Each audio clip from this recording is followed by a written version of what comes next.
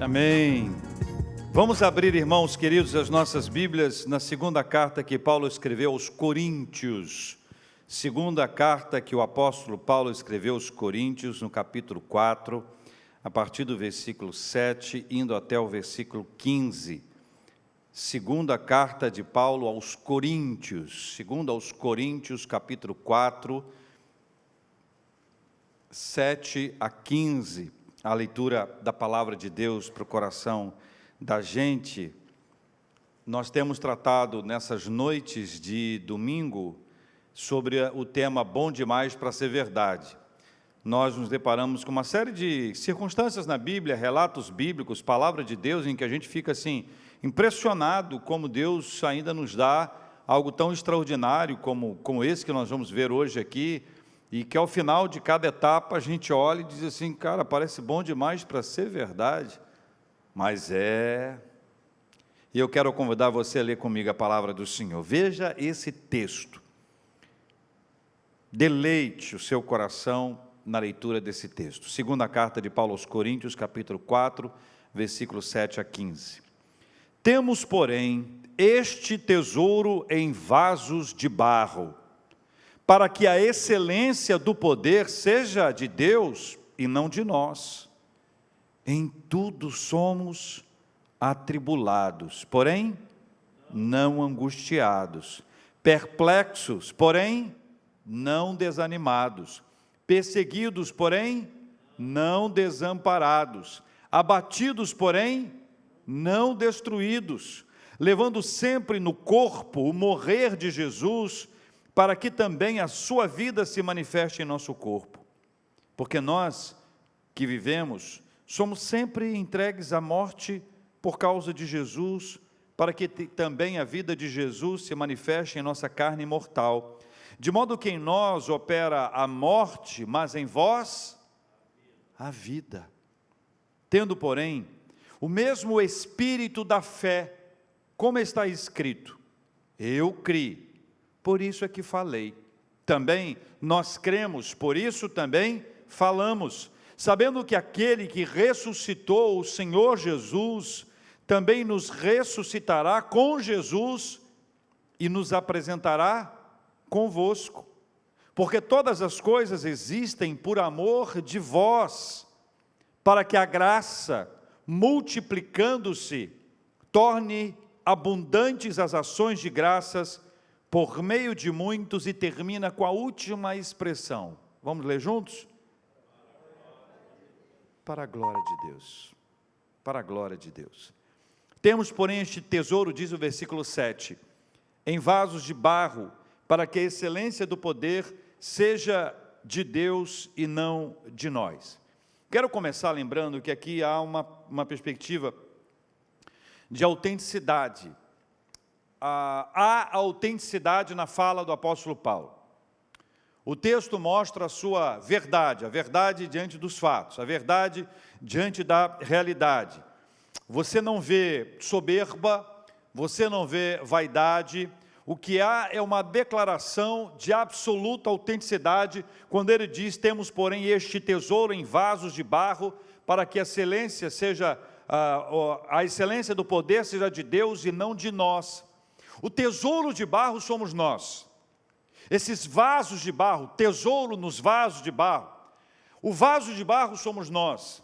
Paulo não traz para ele um olhar de superioridade, mas se percebe claramente a sua fala autêntica, verdadeira.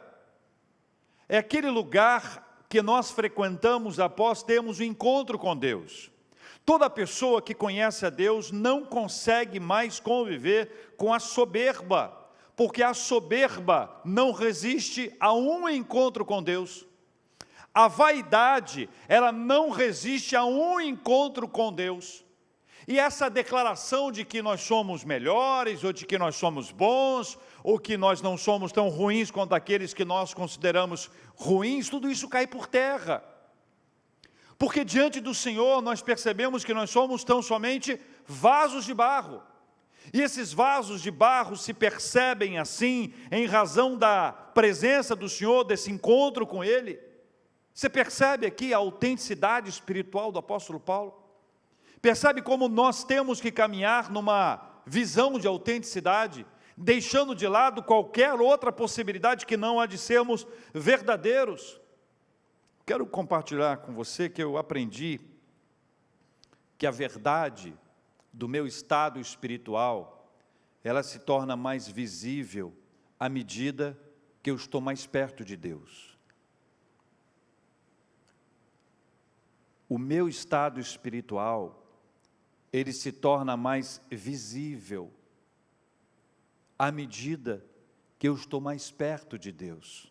Ou seja, quanto mais perto de Deus nós estivermos, mais perceberemos quem nós somos e como nós estamos e o nosso estado espiritual. Nós não precisamos fazer uma prova para comprovar o nosso estado espiritual. Chega perto de Deus e você saberá qual o nível, qual o estado espiritual em que você está. E você perceberá o quanto você vai precisar da bênção, da graça do Senhor sobre a sua vida. Paulo, escrevendo aos Romanos, no capítulo 7, versículos 18 e 19, Romanos 7, 18 e 19, ele traz uma declaração daquelas que são de encher os nossos olhos, ao mesmo tempo de nos assustar, considerando que ela vem de um grande líder espiritual. Ele diz: porque eu sei que em mim, isto é, na minha carne, não habita bem nenhum, pois o querer o bem está em mim, não porém o efetuá-lo. Quero fazer, mas não consigo, porque não faço o bem que prefiro, mas o mal que não quero, esse faço. Esta é uma declaração corajosa, verdadeira, autêntica, de alguém que não precisa parecer espiritual, mas de alguém que na sua espiritualidade é tão autêntico que revela a sua fragilidade, que declara a sua dependência, que mostra que há dentro dele uma luta sendo travada, ao mesmo tempo que mostra que é corajoso para assumir que é um vaso de barro. Vasos de barro são assim. Vasos de barro assumem a sua simplicidade, a sua fragilidade. Vasos de barro agem assim. É por isso que nós precisamos assumir o lugar de pecadores que nós somos. Nós precisamos assumir o lugar de pecadores. Essa ideia de que você não é pecador, ela não é bíblica. Nós somos pecadores, todos pecaram e destituídos estão da glória de Deus, diz a palavra do Senhor. João escreve dizendo que aquele que diz que não é pecador, ele é mentiroso. Já estava ruim antes, ficou pior com o acréscimo. Todos nós devemos nos colocar nesse lugar de vaso de barro, onde nós sabemos quem nós somos, e exatamente porque nós sabemos quem nós somos, nós reconhecemos aquele que nos deu a bênção de ser vaso de barro, mas com um tesouro dentro. É porque nós somos vasos de barro e assumimos o papel de vaso de barro, nós conseguimos perceber o tesouro do Evangelho, a maravilhosa mensagem do Evangelho de Jesus Cristo, que é o tesouro que é colocado dentro de nós. É a presença poderosa, extraordinária, sobrenatural do Espírito Santo em nós, que nos permite ser templos do Espírito Santo, santuários de Deus, vasos de barro, tendo um privilégio do tesouro. Aqui entre nós dois, não parece bom demais para ser verdade? Mas é. Assumir esse lugar de pecador é fundamental para a nossa saúde espiritual. Enquanto existir o que eu chamo de silêncio dos pecadores, nós não vamos avançar. Silêncio do pecador é quando ele não assume o seu lugar. E quando ele não assume o seu lugar, ele não confessa os seus pecados. O salmista declara: enquanto eu me calei, enquanto ele não confessou os pecados, os seus ossos doíam. A dor do pecado comprimia de tal forma que havia uma intensidade espiritual que era evidenciada também na sua carne. Essa distância, essa dificuldade, esse silêncio se camufla na religiosidade. Religiosos entendem que por serem religiosos e desenvolverem religiosamente a sua atividade religiosa, eles serão capazes de passar esse tempo e até de certa forma enganar o Santo dos Santos, o Senhor dos Senhores. Quem é que pode pensar numa hipótese como essa? Nenhuma religiosidade vai camuflar ou vai enganar o santo Deus. E eu quero chamar a sua atenção para 3 citações que eu considerei importantes para compartilhar com você hoje aqui. A primeira delas vem do Dr. Joseph Pipa, é um pastor reformado. Ele trouxe a seguinte declaração: nós adoramos a Deus, nós o adoramos por causa de quem Ele é. Uma das razões, portanto, de nosso culto vacilar à beira da irrelevância é porque não chegamos à presença de Deus conscientes de quem Ele é. Quando nós não assumimos o nosso lugar de pecador, de vaso de barro, nós não percebemos o tesouro que aqui está.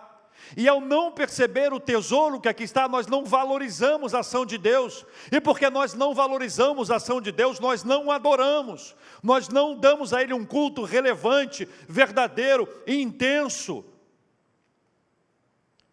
Um dos membros da Assembleia de Westminster escreveu assim: a grande razão pela qual as pessoas vêm e adoram a Deus de maneira débil é porque elas não veem Deus em sua glória.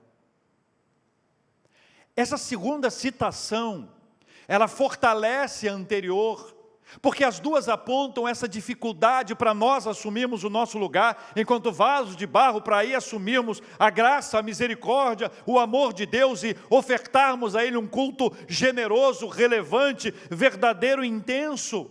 A nossa apresentação, a nossa aproximação diante de Deus depende dessa passagem, depende dessa estrutura, depende dessa transformação gerada por Deus dentro de nós. O pastor Joel Bick e o pastor Paul Smalley, eles escreveram a Teologia Sistemática Reformada, e lá eles dizem que quando nos deparamos com Deus em sua santidade, ou isso nos impulsiona à adoração, ou nos ameaça de destruição por desonrar seu santo nome.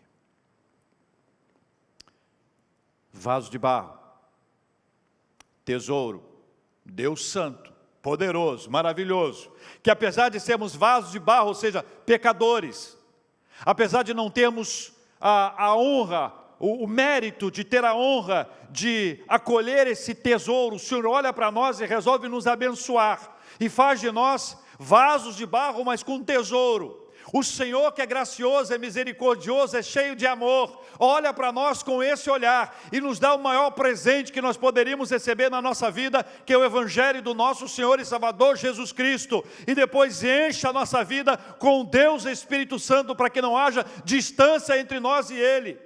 Esta é uma ação gloriosa do Senhor, e esta ação do Senhor deve nos levar a adorá-lo, a bendizê-lo, a honrá-lo com a nossa vida. Ou seja, apesar de sermos quem nós somos, pecadores, o Senhor nos dá o privilégio de sermos vasos de barro, com tesouro dentro de nós. Cá entre nós dois, não parece? Não parece bom demais para ser verdade? Mas é. A palavra do Senhor vai nos anunciando ainda de maneira muito especial, nos versículos 8 a 10, que a gente vai observar como é importante assumir essa fragilidade de ser barro e buscar, recorrer ao fortalecimento que vem do Senhor. A gente, quando assume que é vaso de barro, a gente busca a força que vem de Deus. A nossa autossuficiência, a nossa independência é absolutamente descartada.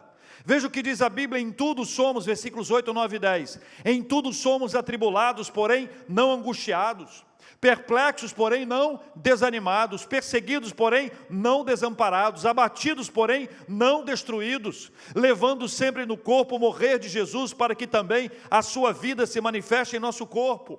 Esse texto apresenta uma cadência contagiante. A descrição contada em sequência e mediada pela conjunção adversativa deve incendiar o nosso coração.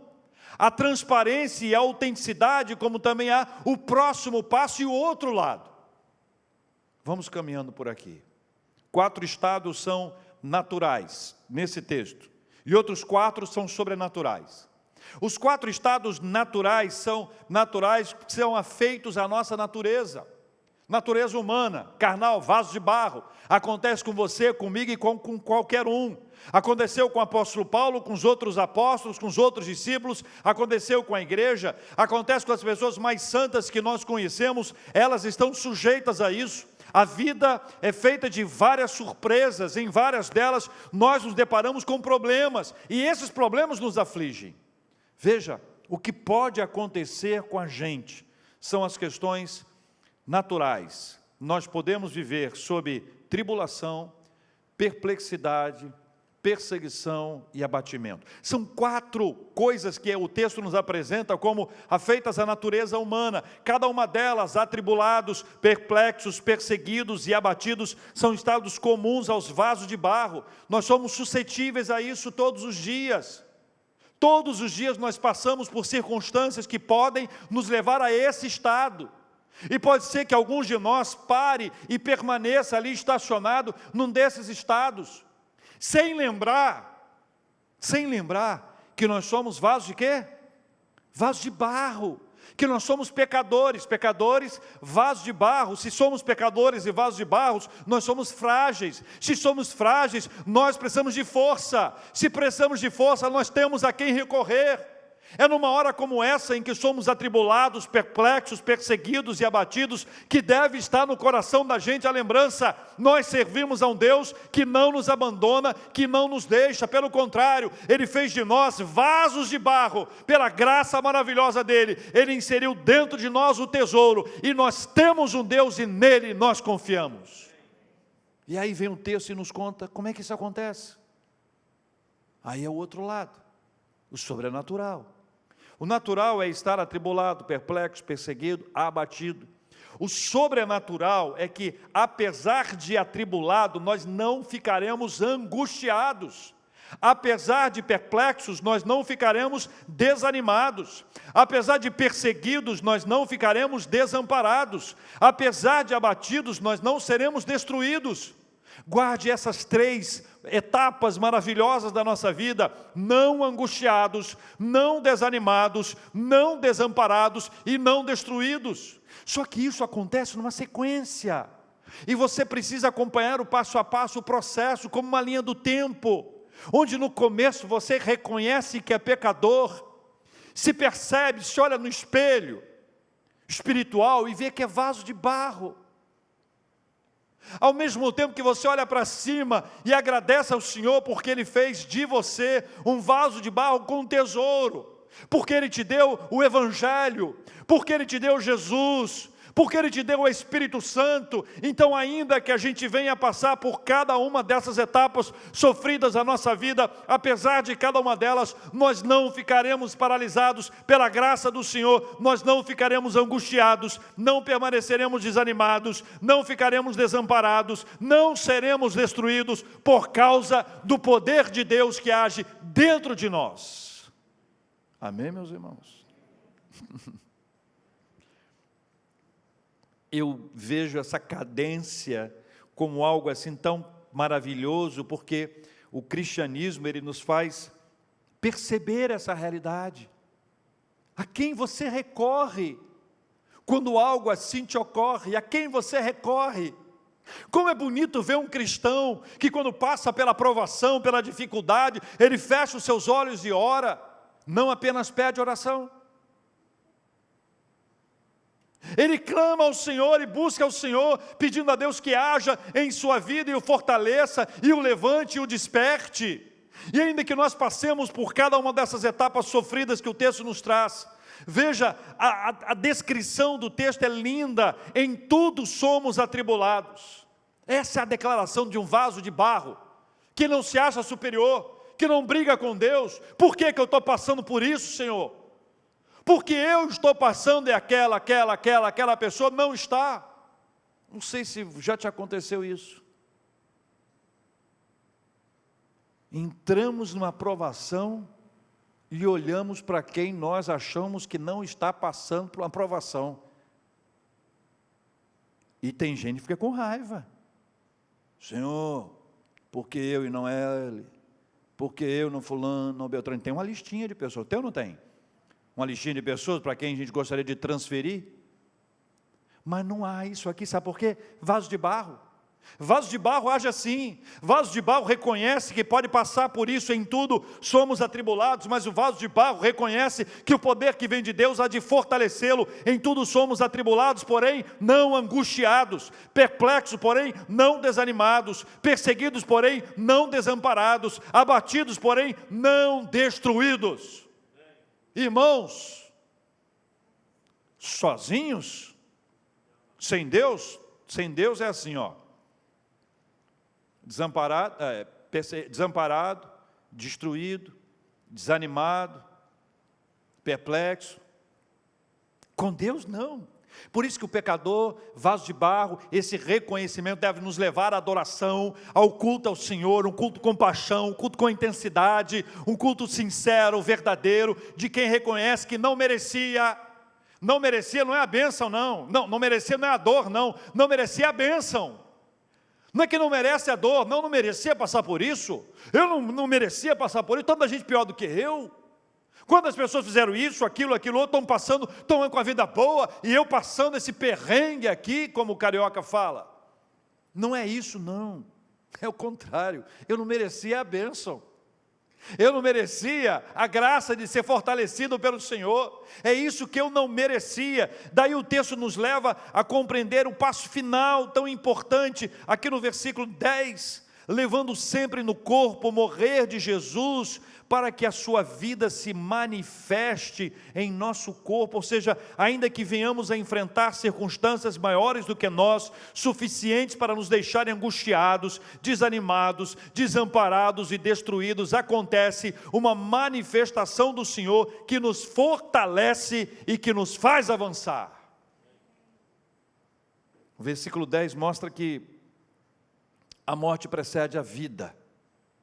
A morte precede a vida.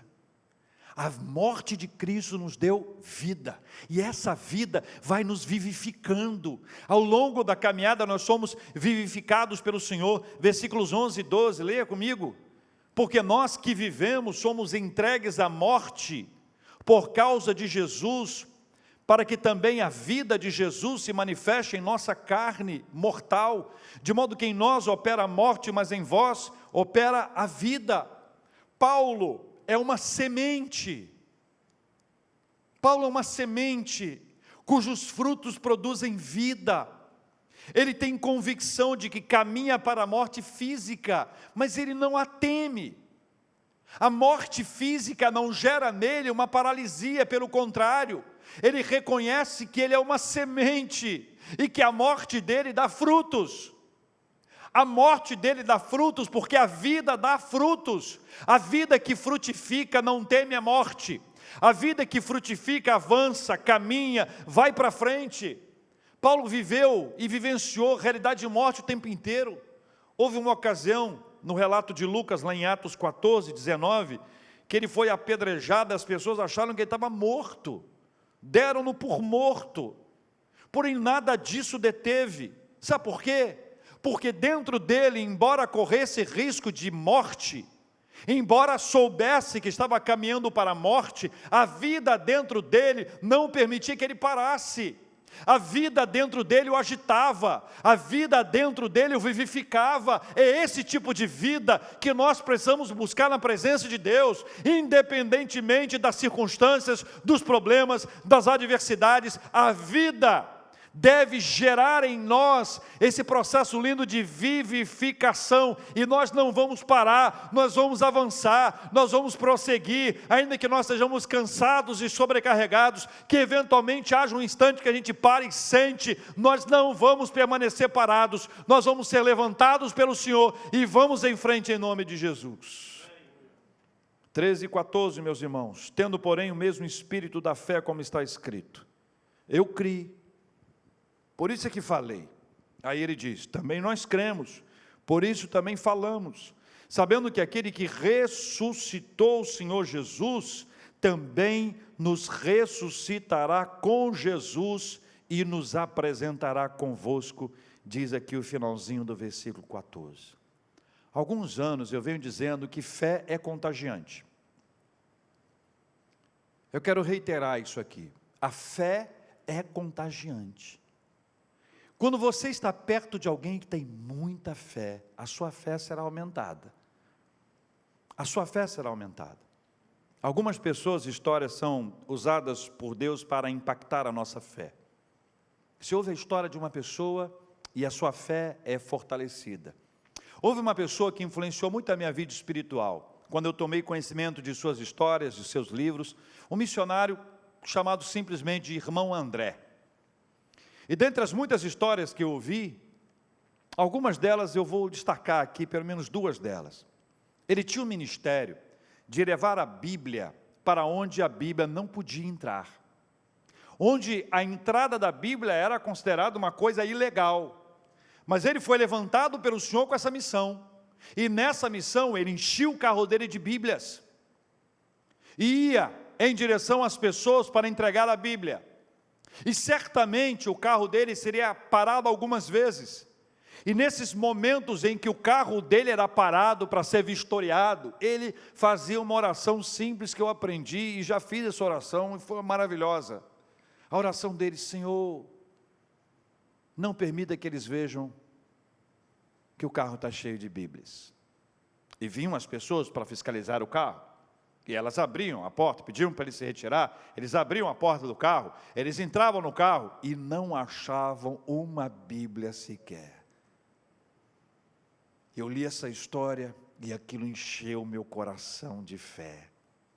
Depois me contaram uma outra história, em que ele pegou o carro dele, também cheio de Bíblias, e foi por uma estrada. Era uma estrada muito perigosa, onde as pessoas que moravam naquela região eram muito violentas, eram pessoas agressivas.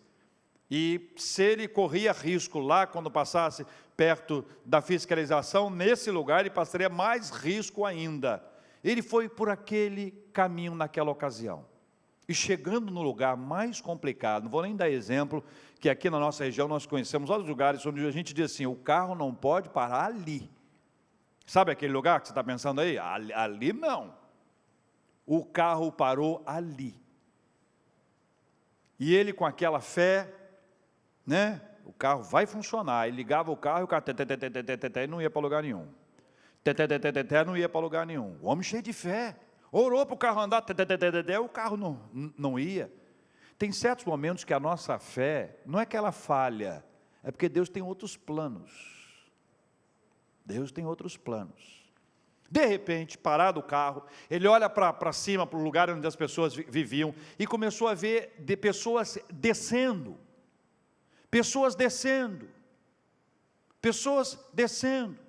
E os primeiros que se aproximavam, rodearam o carro, ficaram próximo ao carro, e ele olhando para as pessoas olhando para ele, e daqui a pouco vem um, e junta, e vai juntando, aí um faz a pergunta-chave, e diz para ele assim: você tem um livro?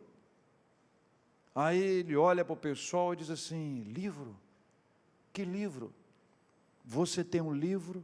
O outro chega: você tem um livro? Aí o outro pergunta: você tem um livro? Outro pergunta: você tem um livro? Aí ele diz: que livro? O livro que ensina a razão de viver. Esta foi a fala do pessoal. E ele disse: mas como é que vocês sabem? Aí eles disseram: essa noite eu tive um sonho, que a essa hora, nesse lugar, ia passar um carro com um livro que ensina a razão de viver. Aí o outro disse: eu também tive esse sonho. O outro: eu também tive esse sonho. Eu também tive esse sonho. Eu também tive esse sonho. Veja, uma história como essa gerou no meu coração, eu espero que gere no seu também, uma fé contagiante. Essa história de fé é uma história de fé contagiante. Experiências contagiam o nosso coração de fé. Essa experiência, essa fé contagiante nos faz falar do que cremos. É isso que o texto diz. Crie, por isso falei. cremos, por isso falamos. Nós falamos do que cremos, e quando nós falamos do que cremos, nossa fé é fortalecida, e nós estaremos contagiando outras pessoas de uma fé inabalável, de uma confiança absolutamente convicta no poder extraordinário do nosso Deus. Irmãos e irmãs, do começo, pecador, vaso de barro, tesouro no vaso de barro, nos leva à adoração, ao louvor ao Senhor, apaixonadamente, porque nós sabemos que nós somos pecadores, e também vaso de barro, e o tesouro está em nós, porque o tesouro está em nós, é graça, é misericórdia, é amor, vamos adorar ao Senhor. Depois vem essa perspectiva de que nós somos vivificados, a vida, ela passa a passear dentro de nós, e toda a tendência de morte vai sendo deixada de lado, e as nossas fragilidades, a nossa pecaminosidade vai sendo colocado de lado também, porque nós somos vivificados pelo Senhor. Depois nós passamos a falar do que nós cremos, a fé se torna uma realidade na nossa vida. Nós não apenas cremos, mas nós falamos daquilo que cremos, e quando nós falamos daquilo que cremos, essa fé vai contagiar a nossa vida, e vai contagiar a vida de outras pessoas. E veja, eu não estou falando de se colocar diante do espelho e perguntar para o vaso de barro. Eu estou falando de declarar a sua fé, mas declará-la de todo o coração, compartilhar essa fé com as pessoas. As pessoas precisam ver que em você há fé, e pode ser que haja mais fé em você do que você mesmo imagina. Todas as vezes que eu vi a história do irmão André, eu me percebia desse tamanzinho, e pensava, Deus me livre de passar por um negócio como esse. Já pensou? Naquele lugar, Pai, tenha misericórdia de mim, tem misericórdia de nós. Não era a minha história, era a história dele. Cada um de nós tem a sua história, todos nós temos histórias. Conte, compartilhe com as pessoas que você se relaciona, dessa fé que o Senhor colocou na sua vida. Por isso diz o versículo 13, eu criei, por isso é que falei, também nós cremos, por isso é que falamos. E veja como termina o versículo 14, sabendo que aquele que ressuscitou o Senhor Jesus também nos ressuscitará com Jesus e nos apresentará convosco. Sabe para onde nós estamos olhando? Para o alto. A nossa vida aqui é limitada, ela passa no estalar de dedos. Quanto tempo nós temos? Quanto tempo nós temos? Eu fico maravilhado quando eu olho para o céu, imagino o que há além dele, do ponto de vista físico, o que há além do que eu consigo ver. E eu fico me declarando ali com o Senhor, conversando com Ele, sobre aqueles instantes em que a gente fecha os olhos aqui e abre lá. O Senhor nos ressuscitará com Ele, não é por meu mérito ou seu mérito, não é por uma religiosidade, não é por uma atitude repetida, é por causa da graça dEle. Afinal de contas, nós somos pecadores em vasos de barro que receberam o privilégio do tesouro, por isso nós glorificamos, por isso nós cremos, e por isso nós cremos na nossa ressurreição pela graça do Senhor. Seremos ressuscitados com Cristo, a nossa vida é eterna, não essa. Não estamos limitados a esse tempo, nosso olhar é o para sempre. Para fechar, versículo 15. Porque todas as coisas existem por amor de vós, para que a graça, multiplicando-se, torne abundantes as ações de graças por meio de muitos, para a glória de Deus Pai. A conclusão nos faz entender o que está por trás de todas essas coisas. Primeira delas, por amor. Por amor. Parece bom demais para ser verdade. Vaso de barro, pecador, tesouro amado. O que eu fiz para ser amado pelo Senhor?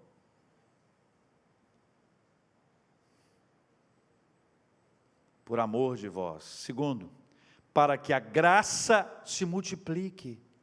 para que a graça se multiplique. Ela se multiplicará na minha, na sua vida, e vai se multiplicar na cidade, vai se multiplicar na nossa família, vai se multiplicar no nosso trabalho, nos nossos relacionamentos. Terceiro, para que as ações de graça sejam dadas a Deus, para que nós não guardemos a nossa gratidão para nós, não fiquemos implicando com Deus, dizendo que nós merecíamos isso. Pelo contrário, nós merecíamos a punição, mas a graça nos alcançou, para que ações de graça sejam dadas a Deus. Se a graça te alcançou, agradeça a Deus.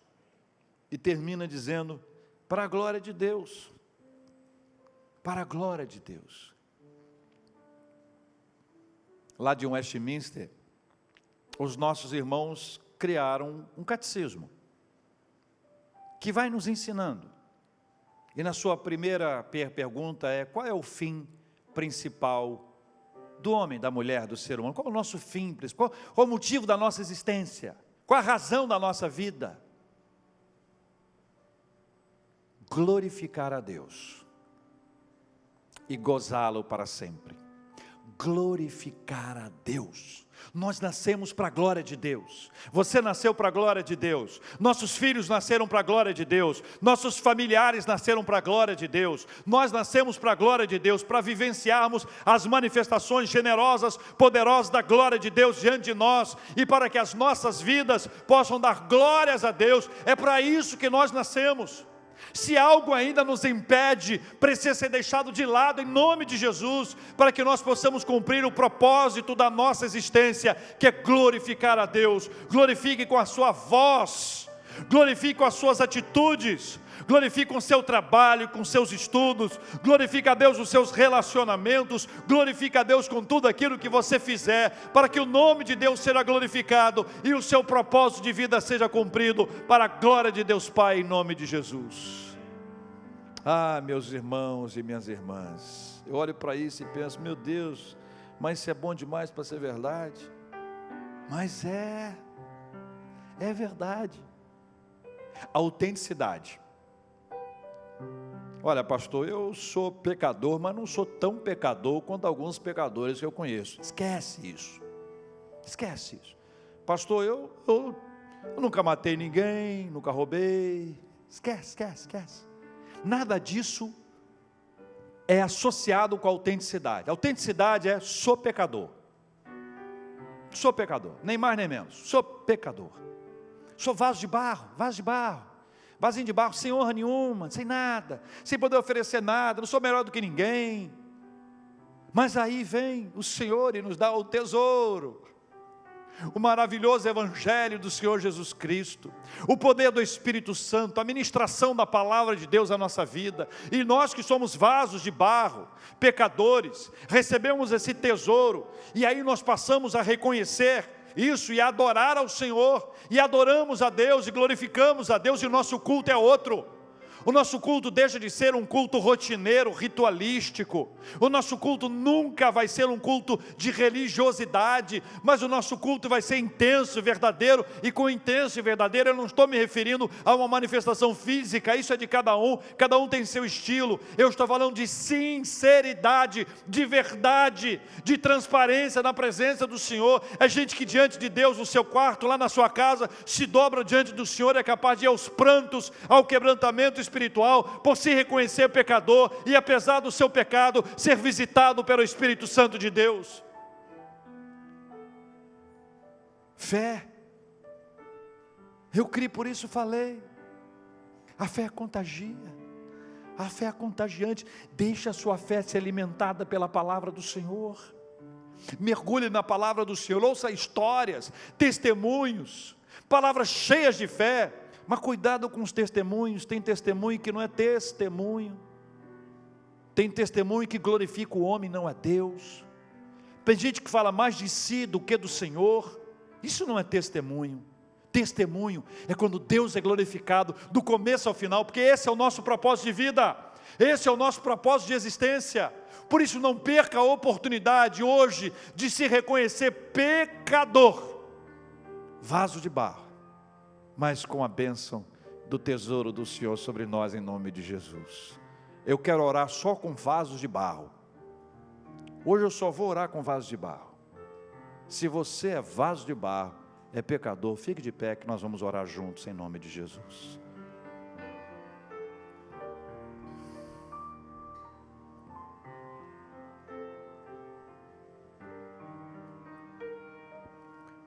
Uma das razões do nosso culto vacilar à beira da irrelevância é porque não chegamos à presença de Deus conscientes de quem Ele é.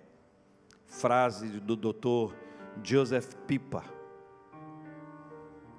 Essas declarações mexeram muito com o meu coração. Pai, em nome do Senhor Jesus, Pai, em nome de Jesus, eu quero te agradecer pela Tua palavra. Quero te agradecer pela verdade do Teu Evangelho na nossa vida. Quero te agradecer pelo Teu poder maravilhoso, pela graça do Senhor que se manifestou sobre nós, Pai. Quero orar, ó Deus, agradecendo ao Senhor que nos permite perceber que somos pecadores, vasos de barro, mas reconhecermos que o tesouro vem das Tuas mãos e que apesar de nós, por causa do Seu amor, por causa da Sua graça, o Senhor nos dá essa bênção de vivermos esta realidade sobrenatural. Por isso o nosso culto nunca vai ser fraco, nunca vai ser débil, mas vai ser sincero, transparente, verdadeiro, porque nós reconhecemos quem nós somos e quem o Senhor é. Falamos do que cremos, e porque cremos, nós falamos. Deus amado, em nome de Jesus, cuida de nós, pecadores, vasos de barro, que apesar de toda a nossa fragilidade, debilidade, pecaminosidade, nós fomos tratados, alcançados e amados pelo Senhor, por amor de vós, como diz a Tua palavra. Foi por amor que tudo isso aconteceu. Nós te glorificamos, ó Deus, ainda que pareça bom demais para ser verdade, nós queremos reafirmar que, embora pareça bom demais para ser verdade, é verdade. Louvado seja o nome do Senhor. Pai, quero orar pelos meus irmãos e minhas irmãs, orando, ó Deus, por aqueles que estão vendo lutas terríveis dentro de casa, problemas de relacionamentos, questões financeiras. Pai, tenha misericórdia, põe a Tua mão, a Tua bênção, libera a Tua graça e o Teu poder em nome de Jesus. Oramos por aqueles que estão enfermos, ó Deus, em lutas grandes. Oramos, ó Deus, pelo José Santos, pela mãe da Jeane. Oramos, ó Deus, pela dona Lúcia. Ó Deus, te agradecemos pelos milagres, pela provisão do Senhor, pela bênção das altas hospitalares, do seu Elias, do Anderson. Muito obrigado, Senhor. Muito obrigado por todos aqueles que já estão liberados, curados, restaurados. Louvado seja o nome do Senhor. Oramos, ó Deus, pelo consolo do Teu Espírito Santo sobre todos aqueles que têm passado lutas e dificuldades. Consola com Teu poder em nome de Jesus. Oramos, ó Deus, agradecendo, porque diante de tantas batalhas, nós temos tanta gente cheia de motivo para agradecer, aniversário de vida, de casamento, o sustento necessário, passou mais um mês com sustento, existem oportunidades se abrindo, desafios novos. Deus, nós entregamos todas essas coisas nas mãos do Senhor e pedimos ao Senhor que tenha misericórdia, que tenha compaixão de nós. Oramos crendo no Teu poder e na Tua manifestação, e que nunca nos esqueçamos quem nós somos e quem o Senhor é, em nome de Jesus, amém.